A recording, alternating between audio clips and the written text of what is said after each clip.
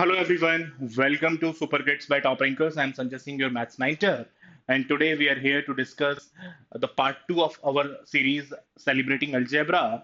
And the subtopic for today's discussion is this linear equations. So what we will cover? We will cover some basic theory of the linear equations, and then we will do a lot of important problems over the topic, which is being recently asked as well. So quickly do join, and once you join, you can let us know as well about your joining. Okay, so first thing, what are the basics of linear equation, which is absolutely must to be known? क्या क्या वो बातें हैं जो हमें पता होनी चाहिए? एक बार बहुत जल्दी से देख लेते हैं. सबसे पहले इक्वेशन, लीनियर इक्वेशन कब होती है? When its degree is 1. What do you mean by degree? The highest power of variable.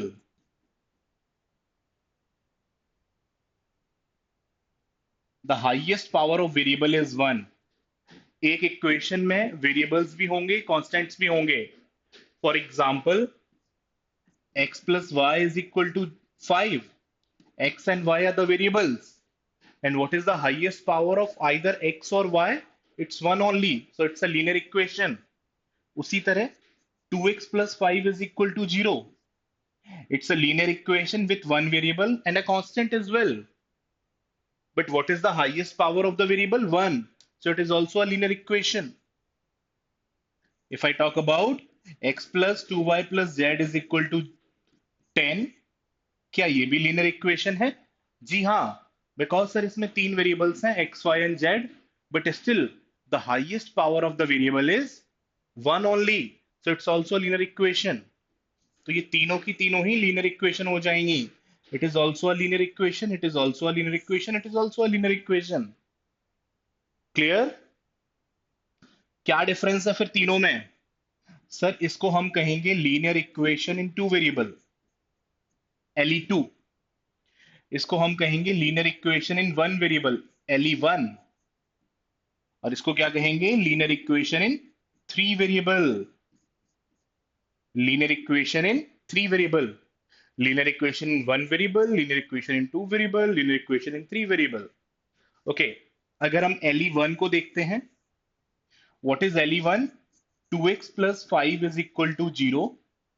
x को उधर ले जाने पर x इज -5/2. तो ये जो x की जो वैल्यू आई है, this is the solution of this equation. ये जो x की वैल्यू आई है, इस इक्वेशन का सॉल्यूशन है. अगर आप x की जगह -5/2 डालोगे तो LHS आपका RHS के बराबर हो जाए. x की जगह -5/2 डालोगे तो LHS आपका RHS की बराबर हो जाएगा. क्या आप मुझे यहां से भी बता सकते हो कि what is the solution of it? LE2 की अगर बात की जाए, what is LE2? x plus y is equal to 5. Linear equation in two variable. Okay, sir एक वैल्यू आ रही है 0,5, सेटिस्फाई कर जाएगा LHS RHS के बराबर. 1,4 पर भी, 2,3 पर भी. Sir there can be infinite many possibilities. यहां पर तो बहुत सारी वैल्यूज आ सकती हैं x और y की, जो हमारा LHS को RHS के बराबर कर देगा. So what is the concept? Concept is कि सर अगर एक इक्वेशन में दो वेरिएबल हैं, तो there can be infinite many solutions.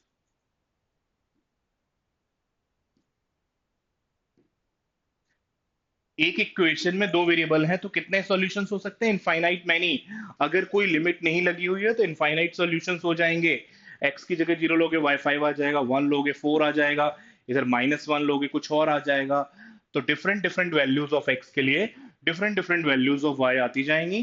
तो there can be infinite many solutions. बहुत सारे सॉल्यूशंस हो सकते हैं. So how to overcome this situation? How to overcome this situation? Sir दो इक्वेशन ले लेते हैं साइमल्टेनियसली. साइमल्टेनियसली दो इक्वेशंस ले लेते हैं. एक है x plus Y is equal to 5, एक है x minus y is equal to 1. One is x plus y is equal to 5, another is x minus y is equal to 1. अब दो इक्वेशन दो वेरिएबल, दो इक्वेशन दो variable, so there is a probability कि अब आपको unique solution मिल जाएगा। What do I mean by unique solution? एक ऐसा सॉल्यूशन जो इसका भी सॉल्यूशन हो और इसका भी सॉल्यूशन हो। सो ये कैसे निकाला जाता है unique solution? By solving the linear equations, है ना, बाय सॉल्विंग द एली। One of the way is elimination method. आप लोगों को पता ही होगा ये। एलिमिनेशन मेथड में क्या करते हैं हम कि एक वेरिएबल को एलिमिनेट करने की कोशिश करते हैं। तो यहां प्लस वाई है, यहां माइनस वाई है, so I am adding both the equation. दोनों इक्वेशंस को ऐड कर देता हूं। What is the benefit of it? कि sir plus Y minus Y cancel हो जाएगा, 2x will become equal to 6, x will become to 3। तो अब अगर x 3 हो गया तो x plus Y is equal to 5 से y कितना आ जाएगा? 2। तो x का 3 होना और y का 2 होना is the unique solution to these two simultaneous linear equations. x is equal to 3, y is equal to 2 यहां डालोगे ये भी सेटिस्फाई करेगा। x is equal to 3, y is equal to 2 यहां पर डालोगे ये भी सेटिस्फाई करेगा। So what is the logic involve? कि सर अगर दो इक्वेशंस हो गई थी और दो वेरिएबल थे तो हमको यूनिक सॉल्यूशन मिल गया। एक ऐसा सॉल्यूशन मिल गया which will satisfy both the equation simultaneously. एक ऐसा सॉल्यूशन मिल गया जो दोनों इक्वेशंस को साइमल्टेनियसली सेटिस्फाई करेगा। Okay, what is the application of it? क्या हमेशा ऐसा हो जाएगा? Let's see. x plus Y is 5, 3x plus 9y is 15। Solve करो, solve these two linear equations. बताओ मुझे क्या यूनिक सॉल्यूशन मिल रहा है आपको, और अगर मिल रहा है देन व्हाट इट इज। अगर यूनिक सॉल्यूशन मिल रहा है तो वो यूनिक सॉल्यूशन क्या है?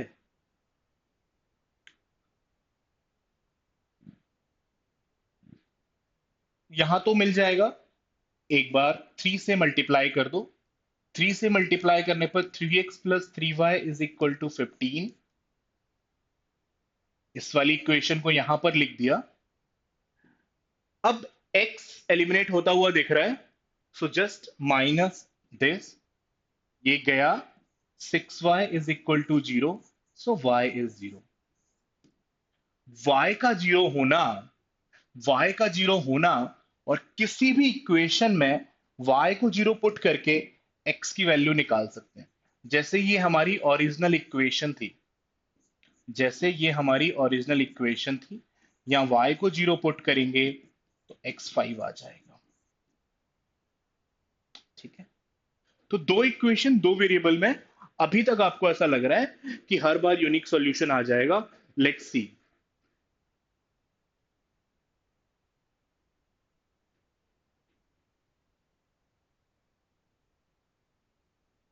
What is the unique solution from here? दो इक्वेशन है, दो वेरिएबल हैं।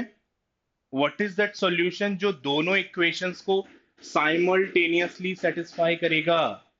वो सॉल्यूशन क्या है जो दोनों इक्वेशन को साइमल्टेनियसली सेटिस्फाई करेगा?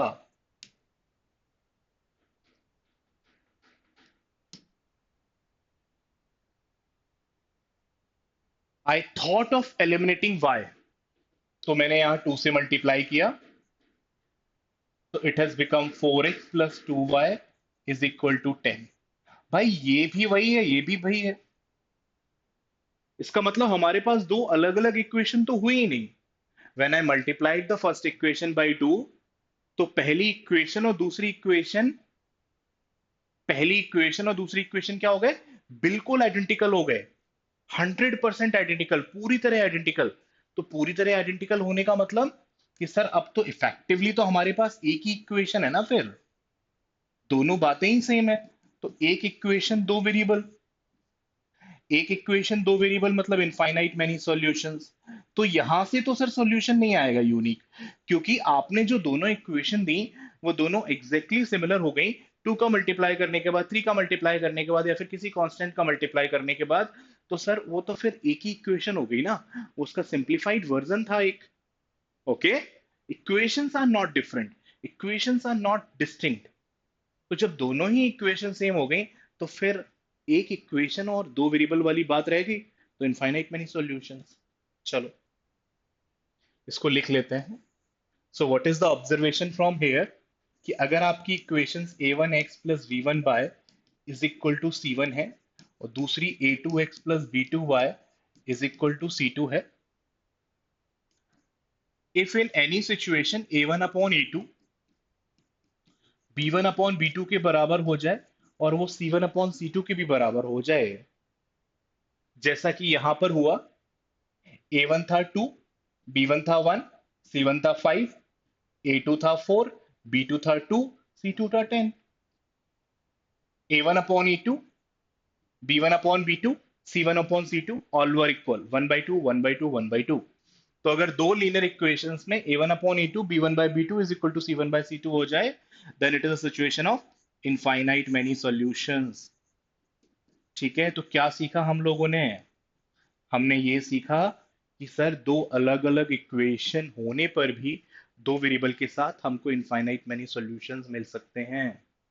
यूनिक तो मिलेगा ही, बट इनफाइनाइट भी मिल सकते हैं, so we have to be cautious about it. हमें पता होना चाहिए कि कब इनफाइनाइट मिलेगा, कब यूनिक मिलेगा।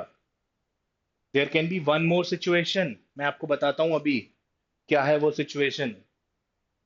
ये वाली 2x प्लस थ्री वाई आपका 5 के बराबर, 4x plus six y is equal to 11। यहां पर क्या होगा बताओ? फिर से आपने वही किया, multiply the first equation by 2, क्योंकि एक जैसा बनता हुआ कुछ लग रहा है। 4x plus six y is 10। एक बार एग्जामिनर कह रहा है कि 4x प्लस सिक्स वाई 10 है, और दूसरी इक्वेशन में एग्जामिनर कह रहा है कि 4x प्लस सिक्स वाई 11 है। कैसा हो सकता है? जब LHS ही दोनों ही बार 4x प्लस सिक्स वाई है, जब LHS दोनों ही बार 4x प्लस सिक्स वाई है, तो उसकी वैल्यू फिर 10 क्यों आ रही है और दूसरी बार 11 क्यों आ रही है? यार जब LHS सेम है तो RHS भी सेम होना चाहिए।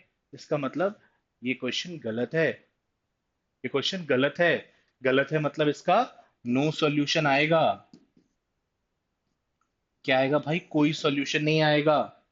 तो व्हाट इज द कंडीशन, कि सर अगर कभी ऐसा हो जाए, अगर कभी ऐसा हो जाए कि a1 upon a2 b1 upon b2 के बराबर हो जाए, वो does not equal to c1 upon c2, तो इस सिचुएशन में सर नो सॉल्यूशन आता है। क्या आता है? No solution.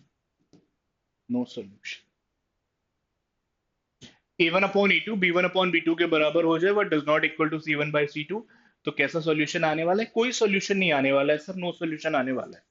कोई सॉल्यूशन नहीं आने वाला है। Let's move on.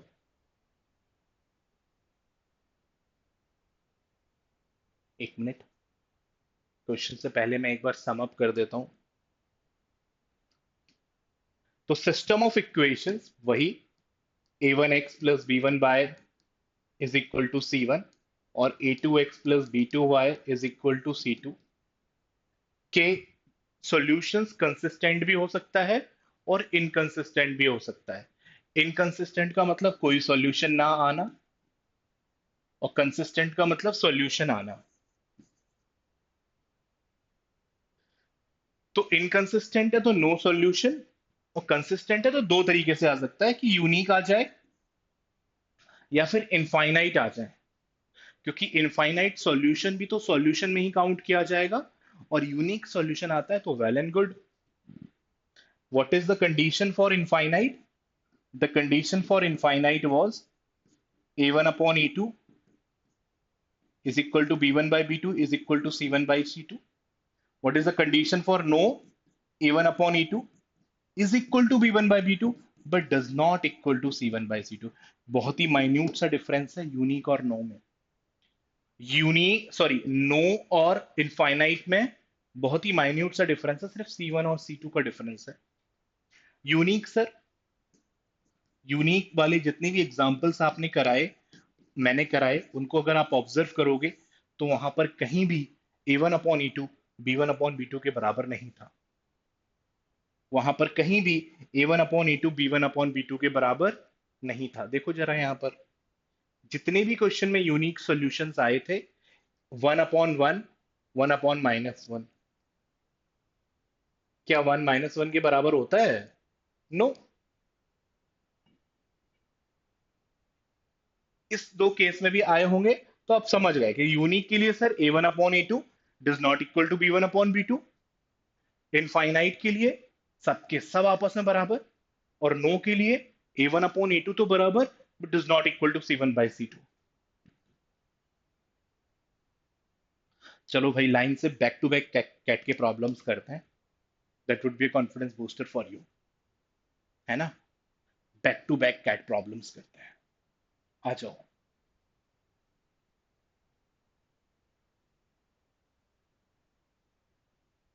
के कांस्टेंट है, दो इक्वेशन है, यूनिक सॉल्यूशन कब होगा?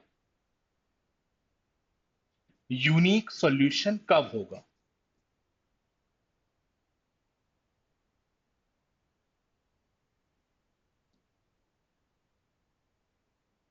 यूनिक सॉल्यूशन के लिए आपको पता है a1/a2 b1/b2 के बराबर नहीं होना चाहिए। For unique solution, for unique solution आपको पता है a1/a2 b1/b2 के बराबर नहीं होना चाहिए। सो k/4, ये a1 है ये a2 है, should not be equal to b1/b2, 1 by k। k square should not be equal to 4। ऐसा तो कुछ नहीं दिखा, तो k should not be equal to +-2। k ना ही 2 हो सकता है, ना ही -2 हो सकता है। What is the other way of writing? Other way of writing है कि सर मॉड के ही 2 के बराबर नहीं होना चाहिए, क्योंकि मॉड +2 का भी 2 होता है और -2 का भी 2 होता है। तो यू विल से कि sir mod k should not be equal to 2, should not be equal to 2, तभी हमारा प्रॉब्लम बनेगा। आ जाओ एक और क्वेश्चन करते हैं सिमिलर टाइप का, वेरी वेरी रीसेंट। 2023 से ज्यादा रीसेंट क्या हो सकता है? तो लीनियर इक्वेशन से भी आपको डायरेक्ट क्वेश्चन मिल सकते हैं। ये तो फिर भी बढ़िया ही क्वेश्चन है। For some real values of a and b, for some real values of a and b, ये सिस्टम ऑफ इक्वेशंस है। पहली वाली ये है, दूसरी वाली ये है। इनके इनफाइनाइट मैनी सॉल्यूशंस दे रखे हैं। बता रखा है कि इन दोनों इक्वेशंस के इनफाइनाइट मैनी सॉल्यूशंस हैं। तो a इंटू बी की मैक्सिमम वैल्यू क्या होगी? This is one of the question for this, for the past 1 year. उम्मीद है आपसे कि आप कर पाएंगे। क्या कहते हो भाई? हो जाएगा? पहली वाली इक्वेशन लिखी x + y = 4, दूसरी वाली इक्वेशन लिखी a + 5x +b² - 15 y = 8b। Question क्या बोल रहा है? इनफाइनाइट मैनी सॉल्यूशन है। बोल रहा है इनफाइनाइट मैनी सॉल्यूशन है, तो इसका मतलब a1/a2 b1/b2 के बराबर रहा होगा, और साथ में c1/c2 के भी बराबर रहा होगा। a1/a2 b1/b2 के भी बराबर होगा और c1/c2 के भी बराबर होगा। सिंप्लीफाई कर लिया। 1/a + 5 को आप एक बार इससे इक्वेट कर दो, कुछ कंडीशन मिल जाएगी, और एक बार इन दोनों को इक्वेट कर दो, कुछ और बात बन जाएगी।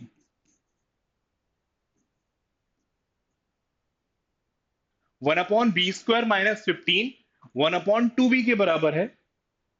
1/b² - 15 1/2b के बराबर है। क्या ये बात सफिशिएंट नहीं है बताने के लिए कि b² - 15 जो है वो 2b के बराबर है? क्वाड्रेटिक इक्वेशन का फॉर्मेशन हुआ है भाई, तो इसको इधर ले आओ। b² - 2b - 15 0, product 15 difference 2, 5 3 0, either 5 और -3। b की वैल्यू आइदर 5 और -3। So what is the two values of b coming? Either 5 or -3. b की करस्पॉन्डिंग के लिए फिर a की करस्पॉन्डिंग क्या आ जाएगी? a+5 आपको पता है 2b के बराबर है। तो जब b5 होगा तो a भी 5 हो जाएगा, और जब b-3 होगा देन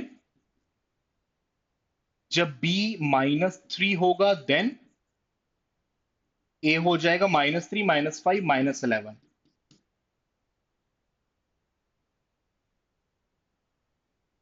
जब b 5 होगा तो a भी 5 है, जब b -3 होगा तो a भी -11 है। हमसे maximum possible value of a भी पूछी गई है। कहीं ना कहीं हम जल्दबाजी में पॉजिटिव का ही मल्टीप्लिकेशन मैक्सिमम मान के आंसर मार्क कर सकते थे। There was a great possibility कि आप इसको आंसर मार्क कर देते अगर ये वाली वैल्यू नहीं निकालते तो। क्योंकि आपको क्या लगता बी नेगेटिव है, ए नेगेटिव है, तो फिर उधर से तो छोटा ही आंसर आएगा। नहीं, दिस इज कैट, है ना। कुछ भी आपको खुद से नहीं सोचना है। सो what is here? -3 into -11, 33। 33 is the correct answer. 25 और 33 में which is bigger? 33 is bigger. 25 और 33 में कौन बड़ा है? 33. So our correct answer is not 25 but 33. देखा आप लोगों ने? एक बार इन दोनों को इक्वेट करके क्वाड्रेटिक बनाई, फिर इन दोनों को इक्वेट करके एक और कंडीशन से ए की वैल्यूज आ गई। If you have any doubt you can ask me in the what do you से कमेंट सेक्शन। मैं फिर से बता दूंगा in the chat box and all. चलो, again an interesting problem from cat. Again an interesting problem from cat. एक equation, दो variable, और बोल रहा है कितने इंटीजर्स इस इक्वेशन को सेटिस्फाई कर सकते हैं। कितने इंटीग्रल पेयर्स इस इक्वेशन को सेटिस्फाई कर सकते हैं। सर अगर कोई कंडीशन नहीं होती ना, अगर कंडीशन नहीं होती ना तो इनफाइनाइट आंसर होता। बहुत सारे इनफाइनाइट मैनी पेयर्स हो सकते हैं जो इस इक्वेशन को सेटिस्फाई करेंगे। ये कंडीशन लगाने की वजह से, ये कंडीशन लगाने की वजह से क्या कर दिया? नंबर ऑफ सॉल्यूशन को रिस्ट्रिक्ट कर दिया, फाइनाइट कर दिया। ये कंडीशन लगाने की वजह से नंबर ऑफ इक्वेशंस को रिस्ट्रिक्ट कर दिया, फाइनाइट कर दिया। देख लेता हूं,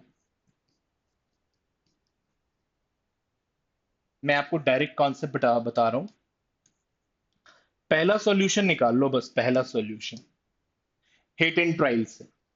जैसे आपने कहा y को 0 डालेंगे तो फिर 2x 99, वो इंटीजर वैल्यू नहीं आ रही है, तो y को 1 डालो। y को 1 डाला, 5, 5 इधर जाके माइनस होगा 94, 94 2 का मल्टीपल है तो 47। हाँ आ गया। y इज इक्वल टू 1 डालने पर, y इज इक्वल टू 1 डालने पर 5 इंटू 1 5, तो आपका हो गया 2x is equal to 99 minus 5 which is 94 47। पहला सॉल्यूशन मिल गया है। बस एक ही सॉल्यूशन निकालना होता है, बाकी सब पैटर्न से आ जाता है। पहला सॉल्यूशन के बाद बाकी सब पैटर्न से आ जाते हैं। अगर ये साइन इधर प्लस का है बीच में,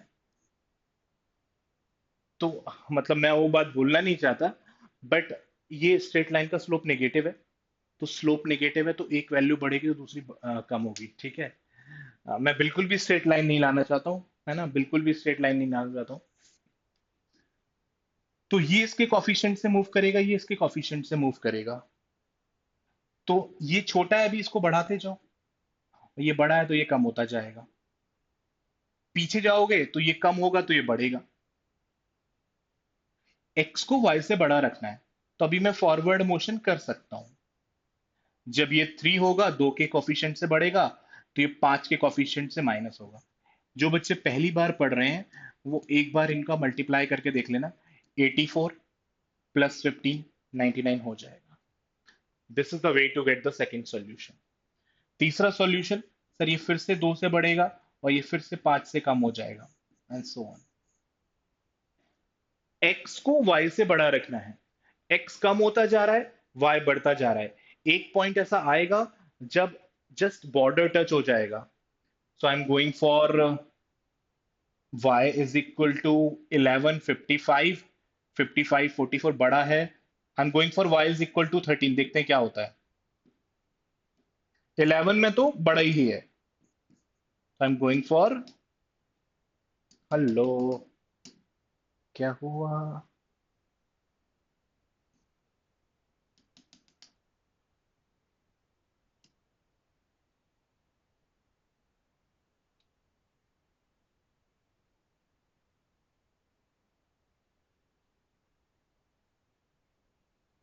जस्ट अ मिनट।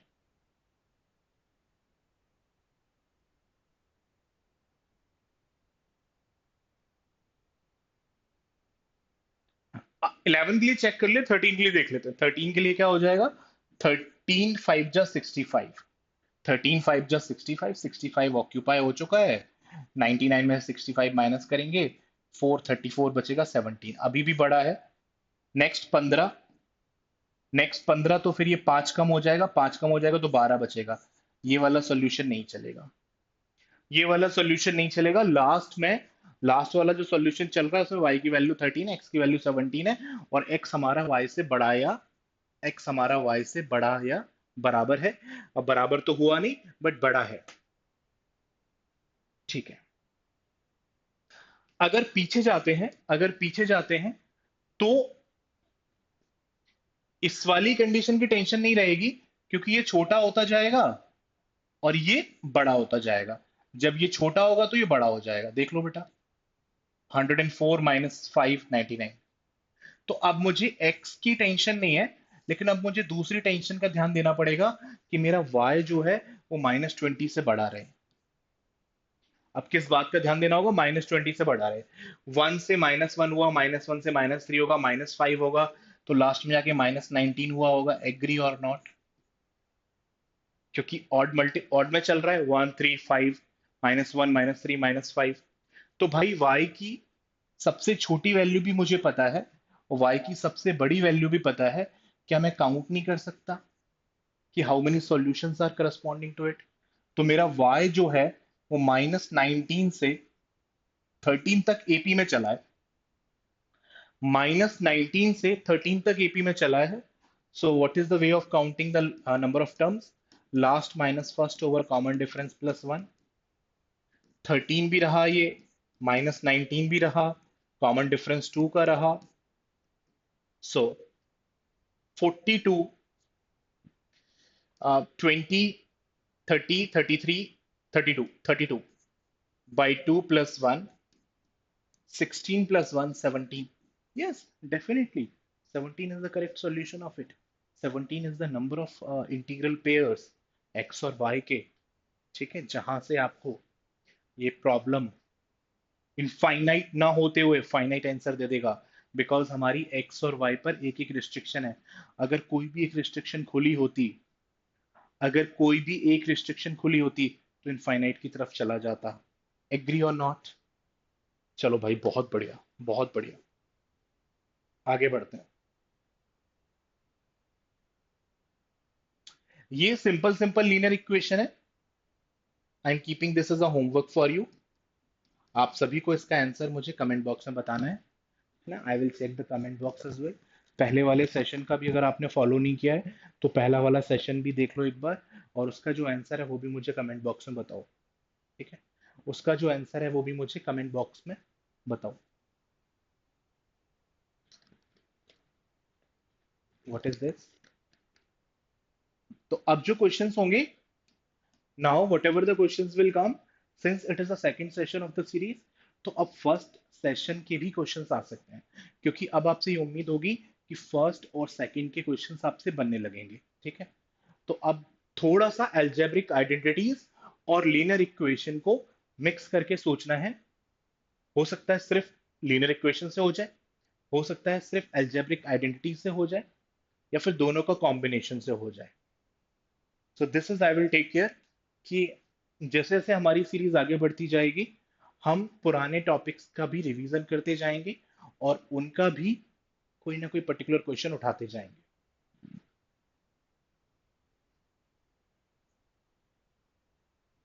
मैं आपको डायरेक्ट बता देता हूं, आप घर पर प्रूफ कर लेना। ए एक्स प्लस बी वाई का होल स्क्वायर प्लस, चेंज कर दो, ए वाई माइनस बी एक्स का होल स्क्वायर। इन दोनों को प्लस करोगे ना, इन दोनों को जब प्लस करोगे और उसको रीअरेंज करोगे तो यही आ जाएगा, दो फैक्टर्स बन जाएंगे अलग अलग, a square plus B square और x square plus y square. Please do remember it for long, please do remember it for long. ये हमें पता है 65 का स्क्वायर, ये हमसे पूछा है, ये हमें पता है, और ये हमें भी पता है। तो 65 का स्क्वायर प्लस के स्क्वायर इज इक्वल टू 5 का स्क्वायर इंटू 13 का स्क्वायर, विच इज अगेन 65 का स्क्वायर। के स्क्वायर इज जीरो, सो के इज एग्जैक्टली जीरो। के स्क्वायर इज जीरो, सो के इज एग्जैक्टली जीरो। ओपन कर लेना अभी आप लोग घर पर जाके, एक बार ओपन करके रीअरेंज करके लिखना, यही लिख जाएगा।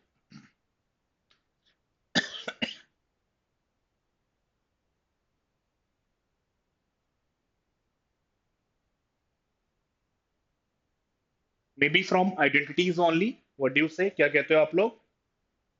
और इसके जैसा एक क्वेश्चन मैंने एग्जैक्टली पुराने वाले सेशन में कराया था, इसके जैसा एक क्वेश्चन एग्जैक्टली मैंने पिछले सेशन में कराया था।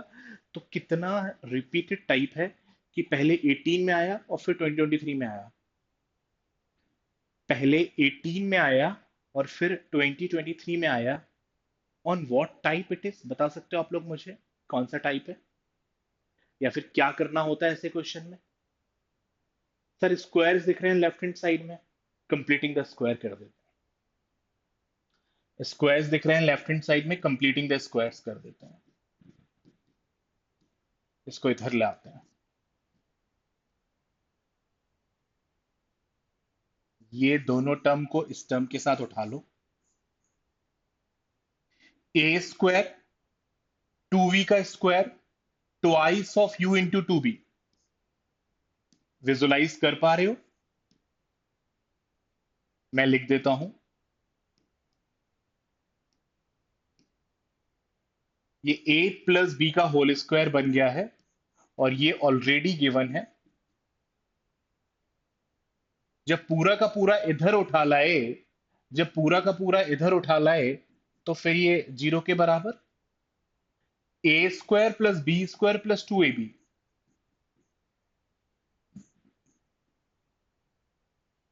ये तो फिर भी एक स्टेप ज्यादा है। इस बार जो आया 2023 में, वो तो इसका भी हाफ था। सो अगर दो परफेक्ट स्क्वायर्स का सम जीरो है, means they are individually zero.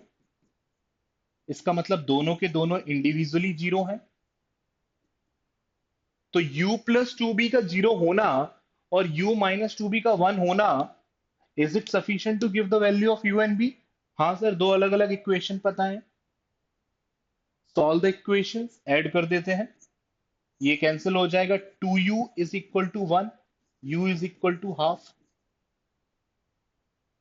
u half है, पहली वाली इक्वेशन उठाई, u plus two V zero, तो two B is minus half, g is minus one by four.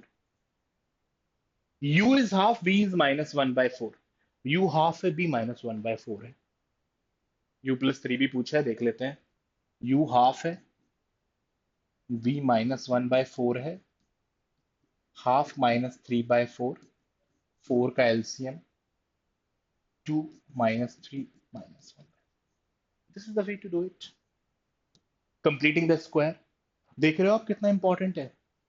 देख रहे हो विनोद कि भाई सेम टाइप का क्वेश्चन 2018 में भी था और 2023 में भी आ गया, और उसने तो सिर्फ यही पूछ लिया कि x माइनस टू वाई कितना होगा। मतलब आपसे कोई ये पूछ ले कि u माइनस टू वी कितना होगा, तो u माइनस टू बी तो वन हो जाएगा ना, क्योंकि जब जीरो के बराबरी है तो u minus two B is equal to one. तो 2018 का हाफ प्रॉब्लम 2023 में। चलो आगे बढ़ते हैं। मुझे लगता है मैंने इतने ही क्वेश्चंस रखे होंगे आज के सेशन के लिए। ये क्वेश्चन प्लीज आप बना लेना, है ना, एक होमवर्क देना जरूरी है। और लीनियर इक्वेशन का क्वेश्चन है, बढ़िया क्वेश्चन है, कैट में आया हुआ क्वेश्चन है, डेफिनेटली मस्ट है। अगर आप नहीं बना पाते हैं, या फिर मैं फिर भी इसको अपने नेक्स्ट सेशन में जरूर सॉल्व कराऊंगा कंटिन्यूएशन में, लेकिन आप खुद से ट्राई करें और आंसर्स को कमेंट बॉक्स में बताएं।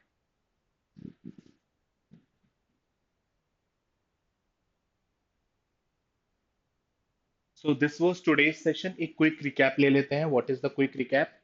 The quick recap was, system of equations है सर, कंसिस्टेंट भी हो सकती हैं, मतलब सॉल्यूशन आएगा तो कंसिस्टेंट, और इनकंसिस्टेंट भी हो सकती हैं, सॉल्यूशन नहीं आएगा तो inconsistent.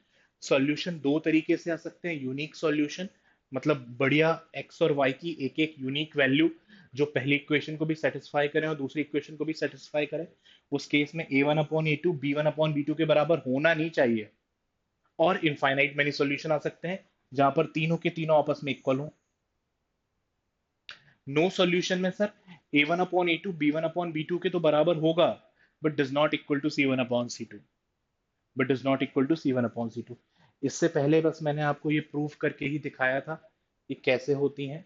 What do you mean by linear equations? The degree 1, highest power of variable and so on.